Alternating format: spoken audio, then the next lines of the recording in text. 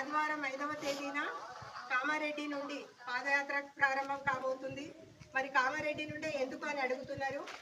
మన తెలంగాణ 2వ సీఎం అయినటువంటి యనమల రేవంత్ రెడ్డి గారు కామారెడ్డి నుండి డిక్లరేషన్ చేశారు బీసీఏ ఇస్తామనేసి.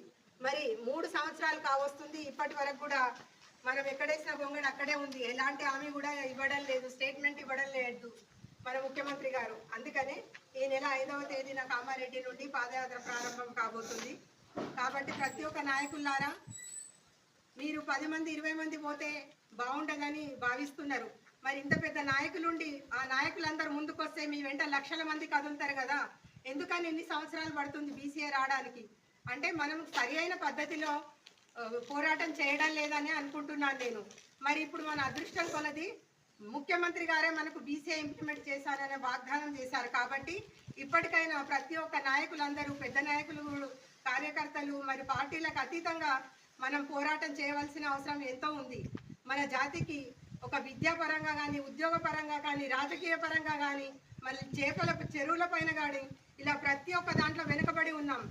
మరి అదేవిధంగా 2024లో జరిగినటువంటి సర్వే ప్రకారం కూడా మనము బీసీఏకు అర్హులమనే తేలిపోయింది. కాబట్టి ఇప్పటికైనా ప్రతి ఒక్కరు కూడా మన ఈ బీసీఏ పోరాటం ఉధృతం చేసి మరి వెంటనే మనం బీసీఏ సాధించుకునేలా ఈ పోరాటంలో చేసి మనం విజయం సాధించాలని కోరుకుంటున్నాను. దయచేసి పెద్ద నాయకులకు అందరికి ఒకటే నా విన్నపం, ఎవరికి కూడా ఫోన్లు చేసి రావద్దని చెప్పకండి. ప్రతి ఒక్కరు ఇప్పుడు కామారెడ్డిలో అందరూ కూడా వస్తామని మరి ఫోన్ చేయడం జరిగింది. అక్క మనం అందరం కలిసి పెద్ద ఎత్తున ఈ పాదయాత్రను చేద్దామని అన్నారు. మరి ఏమైందో తెలియదు కానీ మరి పెద్ద నాయకులు మాకు పర్మిషన్ ఇస్తేనే మేము రాగలుగుతామనే విధంగా వాళ్ళ యొక్క భావస్థితి చూడడం జరిగింది. నేను దయచేసి బీసీఏ మనకు ముదిరాలకు ఎంత అవసరమో మీకు తెలుస్తుంది. మరి మనం ఏం చేస్తున్నాం అనేది ప్రజలందరూ కూడా గమనిస్తున్నారు. మనం ఏదైతే చేస్తామో చరిత్రలో అదే మిగిలిపోతాం. ఈ పదవులు ఎప్పటికీ శాశ్వతం కాదు.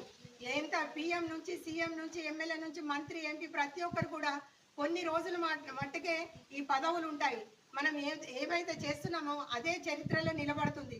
కాబట్టి మనము జాతి ద్రోహులుగా కాకుండా జాతికి మేలు చేసి చరిత్రలో నిలిచిపోయే విధంగా మీ యొక్క ప్రవర్తన ఉండాలి. మీరందరూ కూడా మాకు ఆదర్శంగా నిలబడాలి. ఈ యొక్క పాదయాత్రను దిగ్విజయం చేయాలనే విధంగా మీరందరూ కూడా సహకరిస్తారని కోరుకుంటున్నాను. జై ముదిరాజ్, జై పెద్దమ్మ తల్లి. సీఎం గారు ఏమన్నారు? సీఎం గారు ఏమన్నారు? సీఎం గారు ఏమన్నారు?